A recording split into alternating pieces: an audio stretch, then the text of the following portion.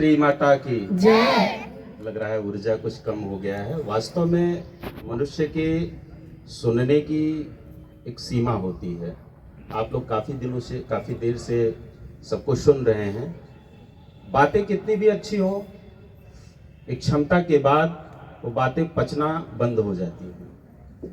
प्यारे बच्चों, बहुत कुछ नहीं कहना है, दो चार बातें कहनी है। देखिए, भारत के आप लोग भविष्य हैं।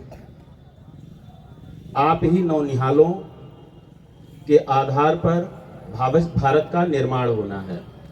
कुछ दो चार प्रश्न आपसे मैं करूंगा। आप बताइए, कलाम साहब का नाम आप लोग सुने हैं?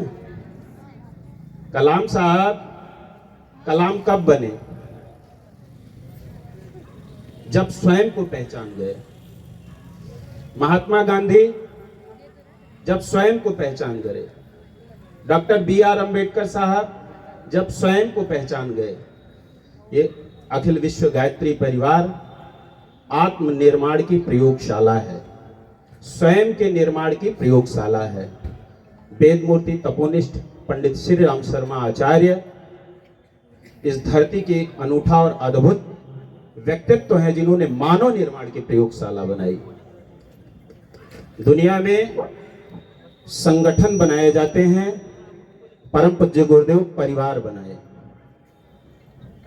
आप जितने भी इंस्ट्रूमेंट देख रहे हैं, हर इंस्ट्रूमेंट बनाने के लिए कारखाने होते हैं, लेकिन इस धरती पर मानव निर्माण की कोई कारखाना नहीं है। मानव निर्माण की कारखाना अगर है तो आप जब घुस के देखेंगे तो पता चलेगा गायत्री परिवार है। मैं कलाम साहब का नाम लिया, गांधी जी का नाम लिया, ये सब लोग आप जैसे थे। धन्यवाद के पात्र हैं डिवाइन इंडिया यूथ एसोसिएशन के सदस्य और सक्रिय भाई लोग कि आप लोगों को यहां बुलाए। आप ही लोगों जैसे वो सारी शख्सियत इस धरती की, जिनको आप प्रणाम करने के लिए तत्पर रहते हो, जिनके सामने आप सजदा करने के लिए तत्पर रहते हो, वो सब सामान्य थे, सब बेडौल थे, आप ही की तरह। लेकिन उनका निर्माण हुआ, स्वयं से निर्माण किए, समाज निर्माण किया, बाहर से उद्दीपन प्राप्त किए और अंदर का आग जलाए। आपको भी यही करना है। इस आयोजन का एकमात्र उद्देश्य है आपका निर्माण। आपके अंदर कलाम पैदा हो, आपके अंदर गांधी पैदा हो, आपके अंदर अंबेडकर पैदा हो, भगत चंद्रशेखर पैदा हो। यही एकमात्र उद्देश्य इस आयोजन का है। अगर इस उद्देश्य को लेकर के आप जाएंगे, ये चिंगारी आपके अंदर होगी, तभी इस कार्यक्रम में आने का सार्थक होगा। Time is life, life is time. समय बहुत कीमती है। आप इतना कीमती समय दिए तो कुछ ले करके जाइएगा।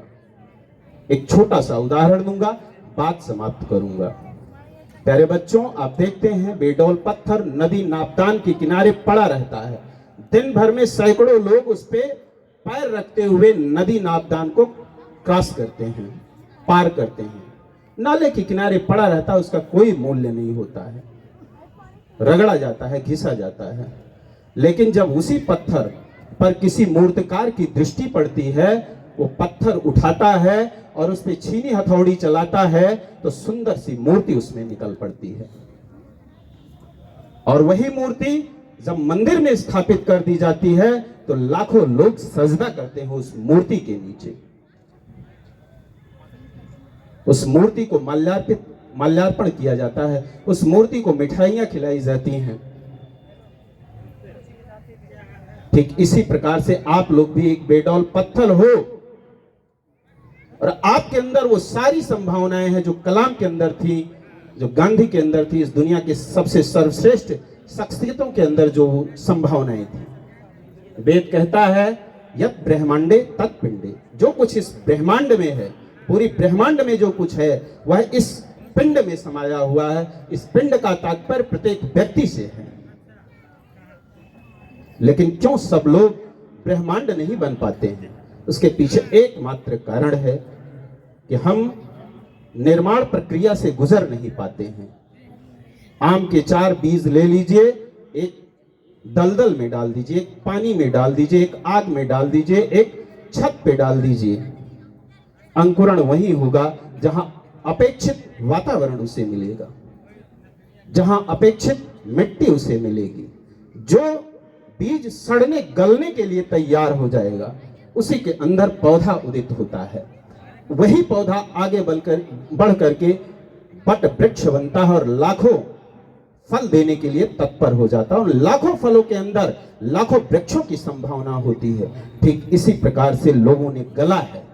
आप सब युवा हैं, आने वाले देश के भविष्य हैं। आप लोगों को गलना पड़ेगा, अपनी निद्रा त्यागनी पड़ेगी,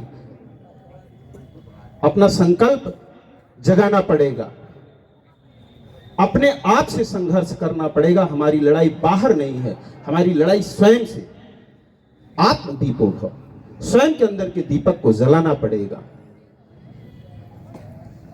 अगर आप अपने आप को पेट्रोल पत्थर मानते हैं तो किसी मूर्तिकार के हाथ में अपने आप को छोड़ दीजिए और समर्पित कर दीजिए उस गुरु सत्ता को, उस महान सत्ता को, कि जो आपका निर्माण कर सके।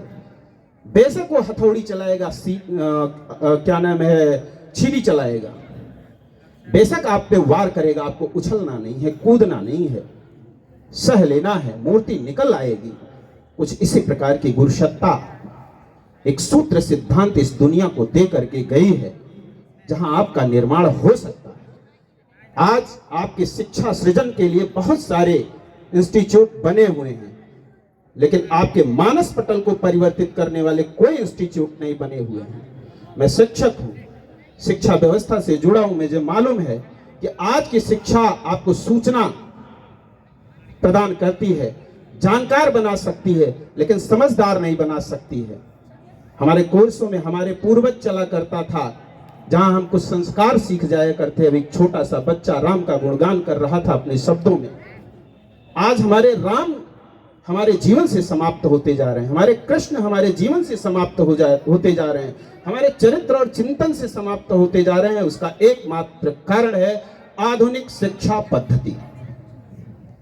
हम सब लोग डॉक्टर, इंजीनियर, ओवरसियर बनना चाहते हैं, वैज्ञानिक बनना चाहते हैं, लेकिन एक अच्छा इंसान नहीं बनना चाहते हैं, एक अच्छा बेटी बेटा नहीं बनना चाहते हैं, एक आदर्श नागरिक नहीं बनना चाहते हैं। हम सब लोग चाहते हैं कलाम पैदा हो, युग परिवर्तन हो, सुभाष पैदा हो, भारत स्वतंत्र हो, लेकिन मेरे घर ना पैदा हो, पड़ोसी के घर पैदा हो। मैं कलाम नहीं बनूंगा, मैं गांधी नहीं बनूंगा, मैं गलने को तैयार नहीं हूंगा। पड़ोसी का बच्चा गले, पड़ोसी गले, हमको स्वतंत्रता मिल जाए, हमको छाया मिल जाए। इस प्रवृत्ति से बचना पड़ेगा। ये शुतुरमुर्गी चाल, ये शुतुरमुर्गी सोच ही हमको बर्बाद कर रही है। अभी बहुत सारे हमारे वक्ताओं ने बताया कि भारत युवाओं का देश है। क्या हम उस ढंग से जिस जगह जवानी रहती है, जमाना उसी दिशा में जब चलता है, जब हम भारत दुनिया के सबसे युवा देश हैं, तो हम क्यों पूर्ण विकसित नहीं है? ये प्रश्न चिन्ह है। कारण संस्कार, हम डॉक्टर बनते हैं, इंजीनियर बनते हैं, अच्छी अच्छी पढ़ाइयां अर्जित करते हैं। जब हम देने की मुद्रा में आते हैं, देने की क्षमता में आते हैं, तो हम विदेश चले जाते हैं। देश का लगाव नहीं होता, अपने परिवार के प्रति लगाव नहीं होता, अपने उस मिट्टी के प्रति श्रद्धा नहीं होती है। उसका एकमात्र कारण है अध्यात्म का अभाव। आदरणीय डॉक्टर साहब आपको संबोधित करके गए हैं, कैसे हमारे जीवन में अध्यात्म जगे। किसी एक बिंदु को, एक कली को, एक पॉइंट को, एक मूर्ति को आप अपना इष्ट मान लीजिए, वो माध्यम है केवल। ये गायत्री एक माध्यम बनेगी, निर्माण आपके अंदर से होगा, आपके पिंड का विस्तार आपके अंदर से होना है। ये आध्यात्मिक चेतनाएं जो बनाई गई है, आध्यात्मिक स्वरूप जो बनाया गया है, आपके अंदर की देवता को जिंदा करने के लिए बनाया गया है, आपके अंदर के कलाम को परिष्कृत करने के लिए बनाया गया है। अगर आपके अंदर ये ज्वाला है कि हमको कलाम बनना है, हमको गांधी बनना है, तो निश्चित रूप से आज संकल्प लेकर के जाइए कि सद्बुद्धि की अधिष्ठात्री गायत्री आपकी जिंदगी में अवतरित हो। वो सूत्र सिद्धांत भाई लोग बनाएंगे, बताएंगे। बहुत बहुत धन्यवाद।